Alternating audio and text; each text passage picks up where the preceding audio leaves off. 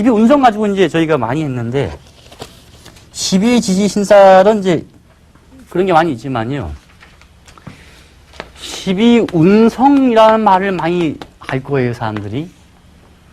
또 이 12운성을 가지고 별별 말이 많아요. 이것도 뭐 어떤 책들에 많이 써놨더라고요.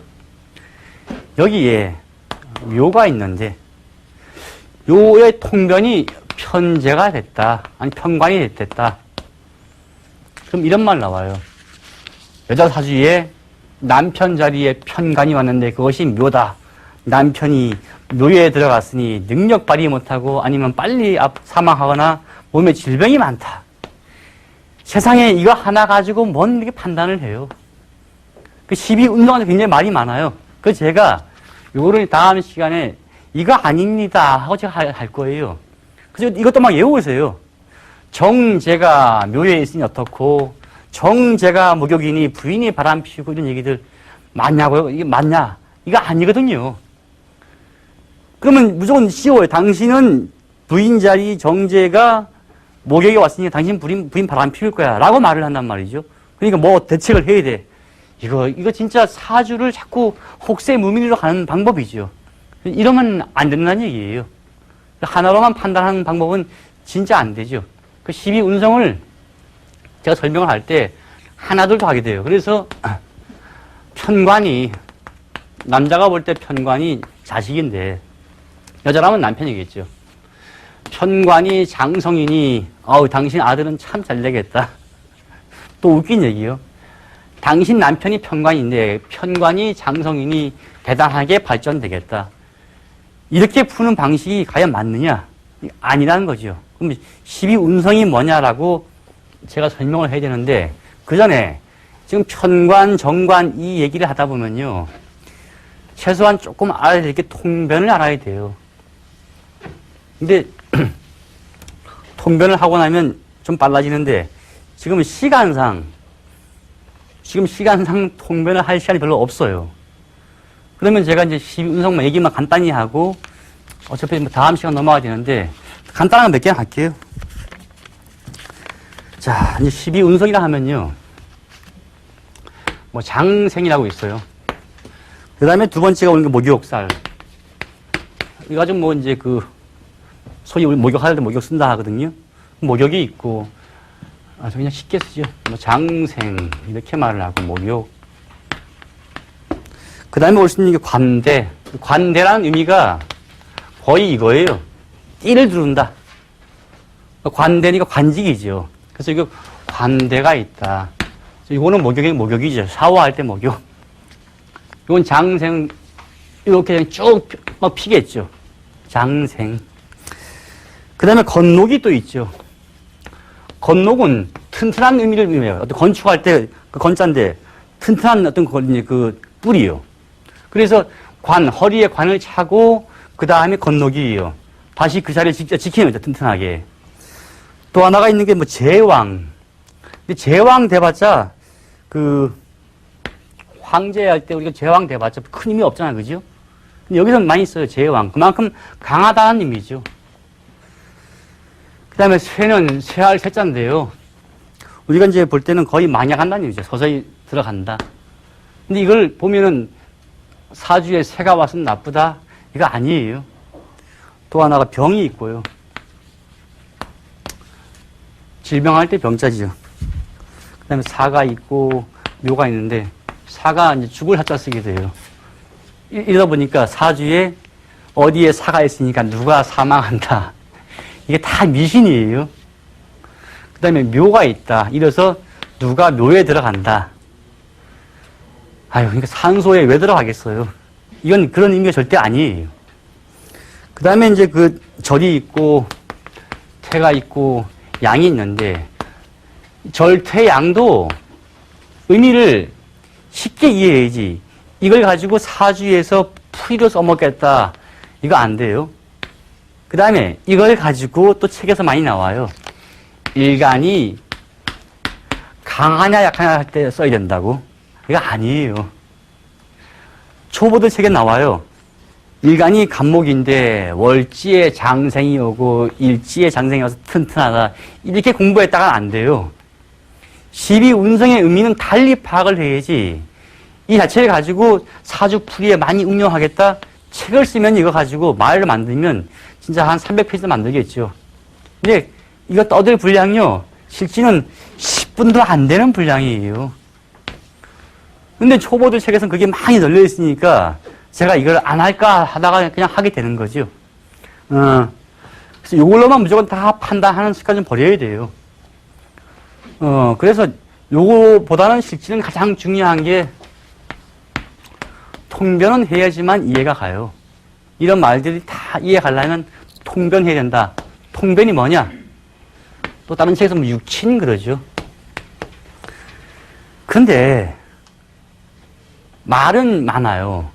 저기 있잖아요. 뭐 비견겁제, 뭐 식신상관, 저기 단어가 다 있는데 저걸 가지고 이런 말을 해요. 통변했다고. 또 한 가지는 육친으로 말이 표현다 하고 통변을 반대로 쓰면 변통이에요. 저걸 왜 쓰느냐? 12운성은 이제 제가 이제 하면서 컴퓨터 하면 조금 도움을 받으면 12운성 뽑는 건 너무 쉬워요. 근데 만세력 보고도 그거는 금방 해요. 기준은 역시 일간이 맞다. 자, 저기 단어에서 비견이라는 말이 나온단 말이죠. 비견인데 이 견자가 어깨 견자예요. 근데 이런 말이 뭔 뜻이냐? 자기하고 어깨를 견준단 말이죠. 요거를 풀 때는 여기서 풀어야 돼요.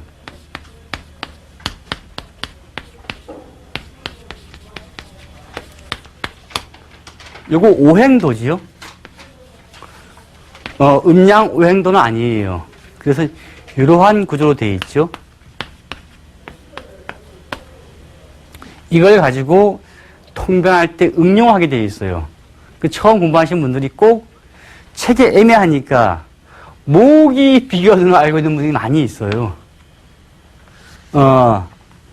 통변할 때 필요한 것은 항상 X예요. X가 뭐냐? 얘가 목일 수도 있고 화일 수도 있고 토일 수도 있어요. 그 기준을 어떻게 바꾸느냐? 그게 일간이라는 얘기죠. 일간이 병이면 얘는 그냥 스스로 얘를 기준으로 여기다 놔요. 그럼 화에서 병화가 비견이 돼요. 동시에 병이 아니고 이것이 무토다. 여기는 무엇이 오든 간에 일간 그 자체를 비견으로 놓게 돼요. 변수죠, 일종의 변수. 이 변수 한 가지만 이해하면 나머지가 좀 굉장히 쉬워져요. 그러니까 결코 비견이 모고는 아니라는 얘기죠. 비견은 뭐냐? 자기와 같이 어깨를 견주기 때문에 자기라고 의미해요. 그래서 일간을 무조건 비견이다라고 꼽으면 그냥 100% 맞아요. 얘는 비견이다. 여기에 경금이 와도 이 경금은 비견이다. 그리고 나머지를 요걸 기준으로 변화하게 되죠. 요 오행도를 가지고. 그 오행도 가지고 하나 더 응용하다 보면 좀 재밌어져요. 어떻게 되느냐? 저기서 겁재라는 말이 있죠. 겁재라는 것은 자체가 거기다가 자기의 힘을 어떤 재물에 대해서 막 뺏는 게 있는데 이 재물에 대해서 뺏는 기질도 뭐냐? 비견과 오행이는요. 오행은 같은데 음량이 달라요. 쉬운 얘기 이거죠. 이것도 남자 기준이에요. 사주풀이 묘하게 남자 기준이에요.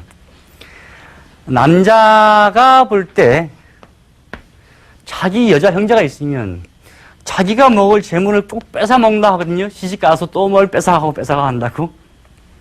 근데 그런 묘한 데서 온 거예요. 앞에서 안 보이는데 여자 형제가 갑자기 몰래 막 뺏어간다고 시집 간 뒤에도. 그래서 이제 여자에 대한 그걸로 묘하게 이상 잡았어요. 근데 이게 말을 좀 바꿔야 돼요. 아니, 왜 자기 여자 형제가, 아니면 자기 남자 형제가 왜 겁재예요? 그 사주에는 그렇게 나죠. 겁재가 있으면 나쁘다. 나쁜 거 한 개도 없어요. 그래서 얘를 만약에 경금을 비견 잡았으면 얘하고 경하고 음량이 다른 신이 오면 얘를 가지고 겁재라고 그러죠. 만약에 일간이 병이라면, 병이 비견이면 얘하고 음양이 다른 정이 겁재고, 변화하는 게 계속이요. 또 일간이 무가 왔다, 이것이. 그럼 얘는 무조건 비견으로 놔야 돼요. 그럼 이것과 음양이 다른 기가 있겠죠. 무기 할 때. 그럼 얘가 겁재가 되는 거예요. 또 한 가지, 이것이 기가 왔다. 그럼 기는 당연히 얘는 비견이네, 무조건. 그러니까 여기에 오면 뭐가 오동에 무조건 비견이에요. 그리고 얘하고 음양이 다른 것이 토니까 무기잖아요. 그래서 토가 오면 얘는 겁재다. 이렇게 이해하시면요, 되는거든요. 근데 이 X에 대해서, 이 변수에 대해서 모르고 책에서도 설명이 잘 안 돼 있어요. 하다 보니까 사람들이, 아, 목이 비견인가. 이러면 말 바꿀 필요도 없었겠죠. 그래서 어떤 분들이 사주를 보고 여기서, 병화가 있고 갑이 있으면요, 이렇게 말을 해, 그분들이요. 처음 공부하신 분들이. 갑이 비견이니까 비견 나왔다 이렇게 하거든요. 이러면 변통할 필요가 없지요. 통변이라는 건 의미가 없는 거죠. 그러니까 이게 아니고 얘를 비견 놓고 비교 분석을 해야 하는 거죠. 그 원리를 오행도에서 응용한다라는 개념이죠. 그래서 이제 이거를 제가 이제 서서히 나가야 되는데 사실은 통변이 나와야지만 사주 공부가 좀 재밌어져요. 그 전까지는 야, 저거 언제 내 사주가 어떤지 어떻게 풀 것이냐. 그게 갑갑했는데 이게 좀 나오게 되면 조금은 쉬워져요. 한 예로 이렇게 되는 거죠. 어떤 사주가 있는데 자기 일간을 항상 비견이란 말을 두고서 자기하고 어깨를 견진다는 말을 두고서 하나둘 풀어갔는데 얘는 무조건 비견이다. 올 수 있는 가지수 갑부터 개까지 다 있는 거죠. 그럼 개가 와도 비견이고 무가 와도 비견이에요. 그러면 뭔가 하나를 잡아놓으면 바뀌겠죠. 그게 어떻게 풀어가느냐. 오늘은 그냥 음양만 비교하시면 돼요. 얘가 을이 왔다. 을은 무조건 비견. 그 다음에 얘가 정이 왔다. 여기가. 그럼 얘는 무조건 비견이겠죠. 반대로 이제 음양이 다른 걸 찾아보세요. 얘는 목인데 목이 또 있느냐? 갑을이죠. 그러면 갑은 겁재. 정이 왔으면 다른 오행인 병이 겁재. 이렇게만 자꾸 파악하시면은 요거 하나 가지고 하나 둘 파악하면 그다음 굉장히 쉬워져요. 근데 그 다음에 도표로 가는데 그 도표에서 요걸 응용하게 되죠. 지금은 이제 이게 쉽게 되어 있지만은 한 통으로 외워야 돼요. 다음 시간 거 제가 미리 설명드린 건데 이렇게 되어 있으면요. 갑을이 있죠. 그럼 이걸 하나로 이렇게 보세요. 그 다음에 병과 정이 있으면 또 얘도 하나. 그 다음에 무와 기가 있으면 또 하나. 병신도 하나라 보고 또 임계도 하나라 보게 돼요. 얘는 목이고 얘는 화고 토고 금이고 수다. 요거 자체가 박혀 있으면 그냥 이게 굉장히 이제 응용하기 쉬워져요. 쉬운 얘기로 여기다가 갑과 을을 붙이면 되겠죠. 화에 병과 정을 붙이면 돼요. 그 다음에 금은 토가 또 있네요. 무와 기. 금은 경과 신. 여기는 인과 개가 되겠죠. 이거를 되게 쉽게 풀 수 있어요. 일간이 경금이다. 그럼 얘는 비견, 반대는 겁재. 이렇게 간다는 얘기죠. 일간이 임이다. 그럼 얘는 비견, 얘는 겁재. 또 일간이 개다. 그럼 얘가 비견, 얘는 겁재. 하여튼 이러한 원리로 풀게 되어 있어요. 그럼 제가 다음 시간엔 누구나 쉽게 통변을 다 할 수 있는 방법을 알려드릴게요. 오늘 이만 마치겠습니다. 감사합니다.